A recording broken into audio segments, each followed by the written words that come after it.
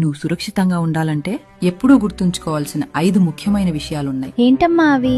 మొదటిది, నువ్వు ఒంటరిగా బయటికి వెళ్ళినప్పుడు ఎప్పుడూ ఖాళీగా ఉన్న ప్రదేశాల్లోకి వెళ్ళొద్దు. జనం ఉండి కెమెరాస్ ఉన్న పెద్ద రోడ్స్ లోనే నడువు. రెండవది, ఎవరైనా పెద్దవాళ్లు నీ సహాయం అడిగితే వెంటనే నో అని చెప్పి అక్కడి నుంచి వెళ్లిపో. నార్మలీ పెద్దవాళ్లు పిల్లల్ని హెల్ప్ అడగరు. మూడవది, ఎవరైనా స్ట్రేంజర్ ఏదైనా ఇస్తే దాన్ని తీసుకోవద్దు, తాకొద్దు, తినొద్దు, దాని వాసన కూడా చూడొద్దు. నాలుగవది, మన ఫ్యామిలీ గురించి పర్సనల్ డీటెయిల్స్ ఎవరికీ చెప్పొద్దు. లైక్ మన అడ్రస్, అమ్మా నాన్న చేసే పని, ఇంట్లో ఎంతమంది ఉంటారు, లేదా నువ్వు ఒంటరిగా ఉన్నావా లేదా అనే విషయాలు ఎవరికీ చెప్పకు. ఐదవది, ఎవరైనా ఏమైనా చేసి ఇది మీ పేరెంట్స్ కి చెప్పొద్దు అంటే అది వెరీ సీరియస్ వార్నింగ్. వెంటనే నాకు లేదా నాన్నకి చెప్పాలి. సరే అమ్మా, నేను ఇవన్నీ గుర్తుంచుకుంటాను. Very good. ఇతరులపై మర్యాదగా ఉండటం కంటే కూడా నీ సేఫ్టీ చాలా ఇంపార్టెంట్. ఎవరైనా తప్పుగా కనిపిస్తే నీ మనసు చెప్పేది నమ్ము. ఏదైనా అసౌకర్యంగా అనిపిస్తే వెంటనే చెప్పు. మాట్లాడడానికి అస్సలు భయపడొద్దు. ఓకే అమ్మా.